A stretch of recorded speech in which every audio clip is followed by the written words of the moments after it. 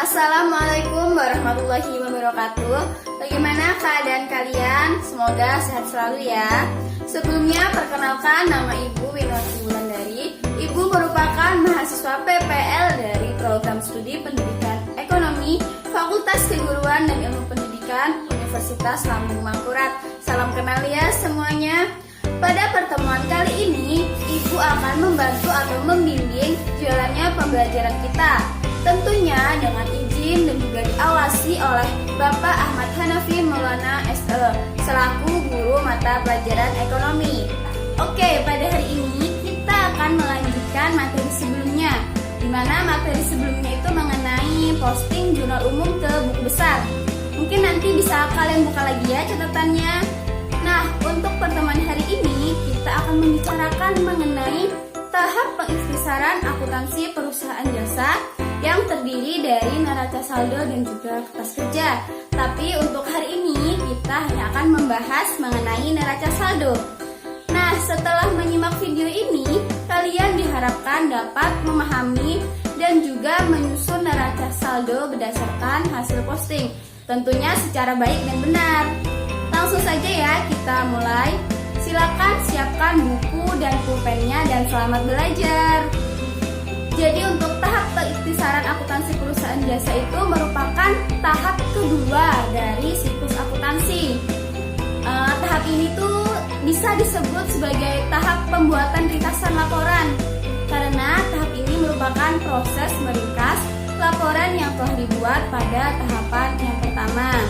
Tujuan dari membuat ringkasan laporan keuangan sendiri untuk memudahkan dalam melakukan analisa data keuangan. Nah, untuk tahap pengikhtisaran akuntansi perusahaan jasa ini dimulai dari neraca saldo. Yang kedua ada kertas kerja. Nah, yang kita bahas hari ini hanya tentang neraca saldo, yaitu mengenai pengertian neraca saldo, manfaat neraca saldo, tujuan menyusun neraca saldo, kapan dibuatnya neraca saldo, format kolom dan langkah-langkah menyusun neraca saldo.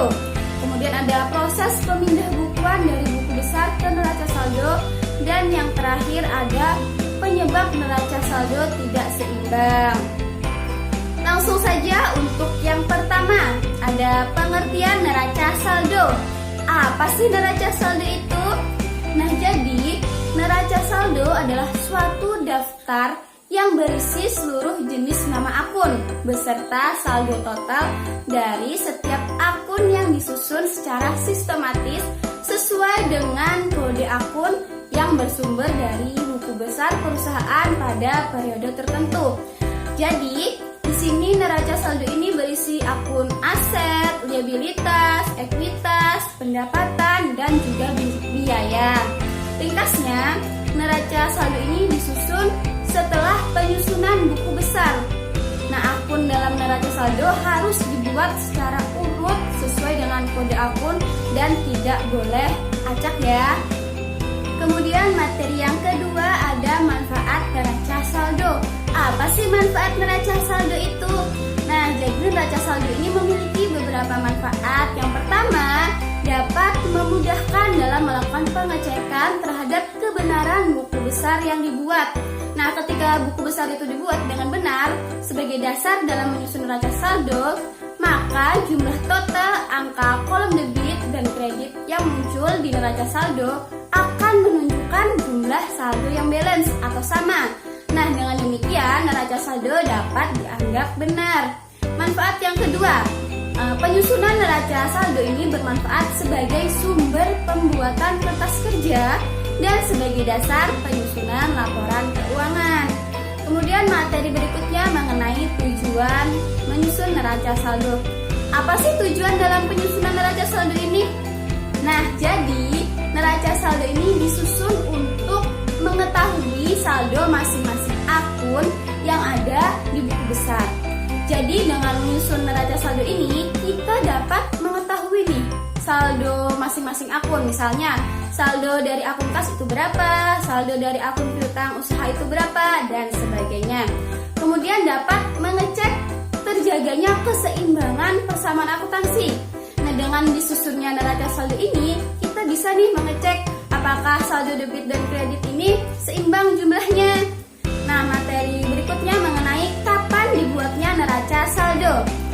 neraca saldo ini disiapkan pada akhir periode akuntansi untuk membantu penyusunan laporan keuangan.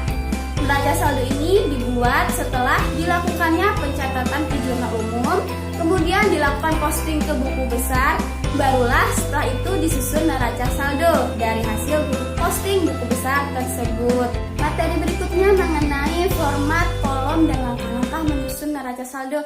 Bagaimana sih format kolom neraca saldo ini? Nah, jadi untuk kolom neraca saldo ini seperti yang ada pada gambar ya.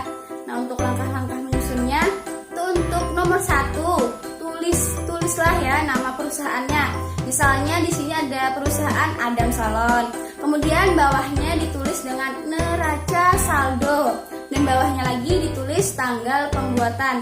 Misalnya per 31 Januari 2020. Kemudian pada kolom nomor 2 berisi kode akun yang terdapat dalam buku besar perusahaan. Jadi di sini diisi dengan kode akun. Misalnya ya, 101 untuk kas, 102 untuk piutang usaha, 103 untuk perlengkapan dan seterusnya. Kemudian pada kolom nomor 3 berisi nama akun yang tercantum dalam buku besar perusahaan. Nama akun yang dimaksud ini seperti kas, piutang usaha, perlengkapan salon, utang usaha, utang bank, modal pribadi, prive, pendapatan salon, pendapatan rupa-rupa, beban sewa, beban bunga, dan sebagainya. Nah, penulisan nama akun dalam neraca saldo ini harus berurutan. Kemudian pada kolom nomor 4 berisi saldo dari setiap akun yang memiliki saldo debit sesuai dengan buku besar. Jadi saldo debit yang ada pada setiap akun di buku besar ini dipindahkan ke neraca saldo pada kolom nomor 4. Kemudian pada kolom nomor 5 berisi saldo dari setiap akun yang memiliki saldo kredit sesuai dengan buku besar. Jadi saldo kredit yang ada pada akun di buku besar ini dipindahkan ke neraca saldo pada kolom nomor 5. Nah, setelah saldo-saldo setiap akun dipindahkan dengan benar, selanjutnya jumlahkan jumlah saldo debit pada bagian nomor 6 dan jumlah saldo kredit pada bagian nomor 7. Nah, antara kolom jumlah debit dan juga kolom kredit ini harus seimbang. Karena dengan seimbangnya kolom debit dan kredit itu menyatakan bahwa pemindah bukuan yang dilakukan sudah benar. Baiklah, materi selanjutnya mengenai materi yang ditunggu-tunggu nih, yaitu proses pemindah bukuan dari buku besar ke neraca saldo. Gimana sih prosesnya? Nah, jadi gini ya, dalam proses pemindah bukuan ini kita tuh harus melihat kode akun, nama akun, dan juga saldo debit atau kredit dari buku besar. Nah, seperti yang terlihat pada gambar, akun-akun yang perlu kita pindahkan ke neraca saldo ini meliputi aset, liabilitas, ekuitas, pendapatan, dan biaya. Nah, semua akun itu nantinya akan kita pindahkan ke neraca saldo. Langsung saja ya, beginilah proses pemindah bukuan dari buku besar ke neraca saldo. Yang pertama, tentunya kita harus menyiapkan terlebih dahulu nih kolom neraca saldonya seperti yang ada pada gambar.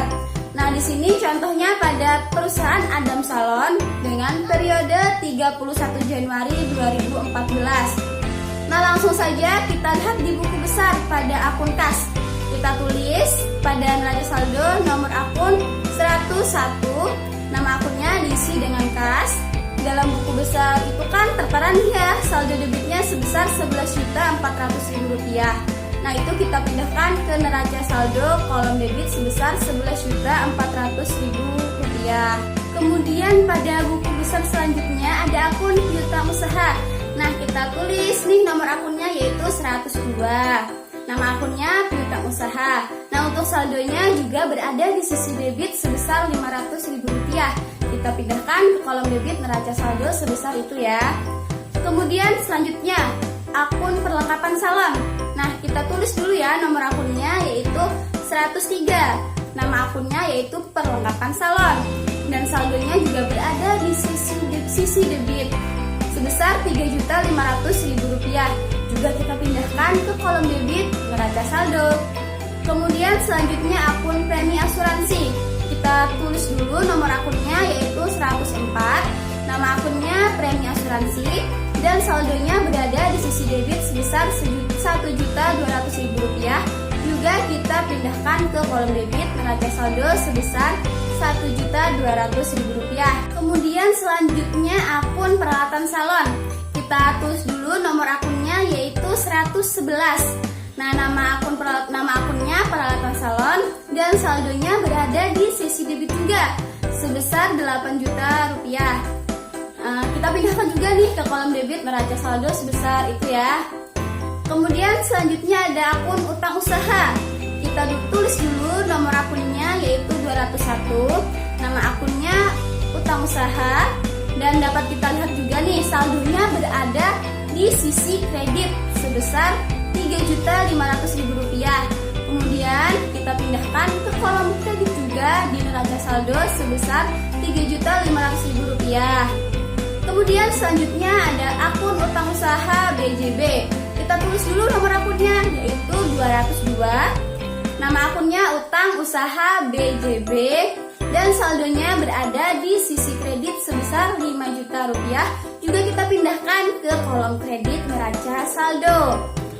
Yang kemudian ada akun modal Adam nih. Kita tulis dulu nomor akunnya yaitu 301. Nama akunnya modal Adam dan saldonya berada di sisi kredit sebesar Rp10 juta. Juga kita pindahkan ke kolom kredit neraca saldo sebesar Rp10 juta.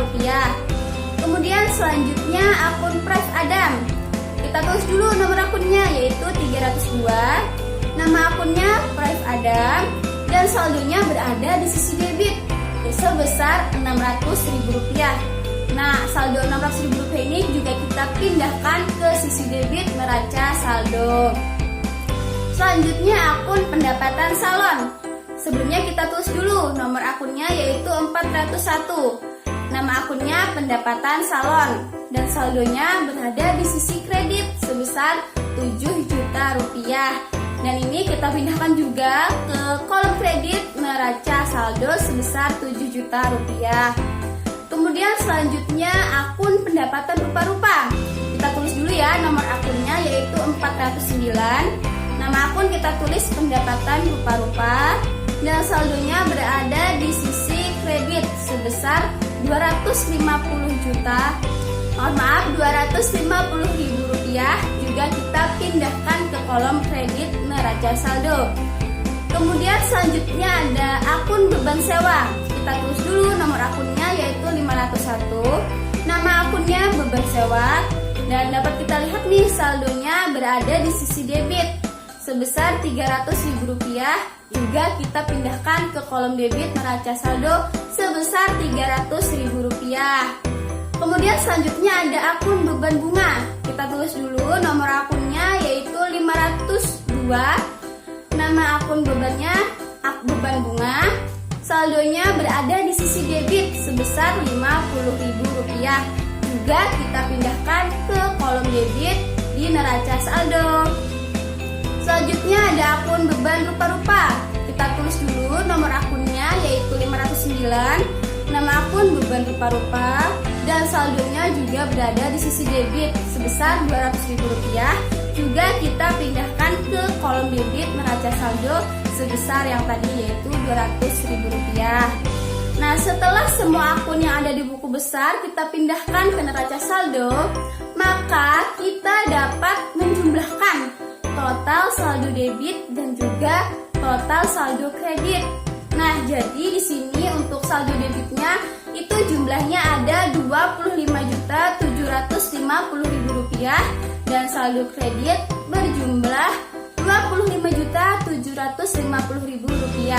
Dari jumlah ini dapat kita lihat bahwa jumlah saldo debit dan juga saldo kredit itu seimbang atau balance gitu ya.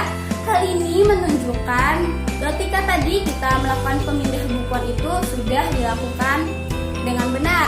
Masuk pada materi terakhir yaitu mengenai penyebab neraca saldo tidak seimbang. Apa sih yang menyebabkan neraca saldo tidak seimbang? Nah, jadi penyebabnya itu ada beberapa hal. Yang pertama, karena adanya kesalahan dalam memindahkan saldo debit perkiraan atau akun yang ada di buku besar ke sebelah kredit neraca saldo atau sebaliknya. saldo kredit akun yang ada di buku besar itu dicatat ke bagian debit neraca saldo. Nah, itu salah nanti akhirnya ya. Kemudian yang kedua, kesalahan dalam penulisan jumlah angka. Hal ini tuh sering banget terjadi ya anak-anak. Jadi ketika kalian melakukan pemindah bukuan, diharapkan kalian melakukannya dengan teliti ya, untuk menghindari kesalahan penulisan angka. Kemudian yang ketiga ada kesalahan dalam pembukuan transaksi dari buku jurnal ke buku besar, yaitu perkiraan atau akun yang seharusnya di debit tetapi dimasukkan ke kredit atau sebaliknya. Jadi kesimpulan pembelajaran kita pada hari ini yaitu yang pertama, neraca saldo merupakan kumpulan saldo dari akun di buku besar. Kemudian manfaat neraca saldo yaitu untuk memudahkan dalam melakukan pengecekan terhadap kebenaran buku besar yang telah dibuat dan sebagai sumber pembuatan kertas kerja serta sebagai dasar penyusunan laporan keuangan. Kemudian tujuan penyusunan neraca saldo adalah untuk mengetahui saldo dari masing-masing akun dan mengecek terjaganya keseimbangan persamaan akuntansi. Kemudian neraca saldo itu disusun pada akhir periode akuntansi. Setiap akun disusun sesuai urutan dalam buku besar dengan mencantumkan nomor akun, nama akun, dan saldonya. Kemudian menjumlahkan kolom debit dan kredit serta membuktikan kesamaan kedua kolom atau balance ya pada kolom debit dan juga kolom kredit. Kemudian yang menyebabkan tidak seimbangnya neraca saldo yaitu yang pertama, kesalahan dalam memindahkan saldo debit ke kredit dan sebaliknya. Kemudian kesalahan dalam penulisan jumlah angka serta kesalahan dalam pembukuan transaksi dari buku jurnal ke buku besar. Nah, baiklah, itu aja nih yang dapat Ibu sampaikan. Semoga bermanfaat ya untuk kita semua. Ibu memohon maaf jika terdapat banyak kesalahan dan jika ada yang kalian ingin tanyakan, boleh saja bertanya. Terima kasih. Belajar lebih menyenangkan dengan memulai melakukan hal sederhana untuk meraih hal yang luar biasa. Ibu akhiri, wassalamualaikum warahmatullahi wabarakatuh.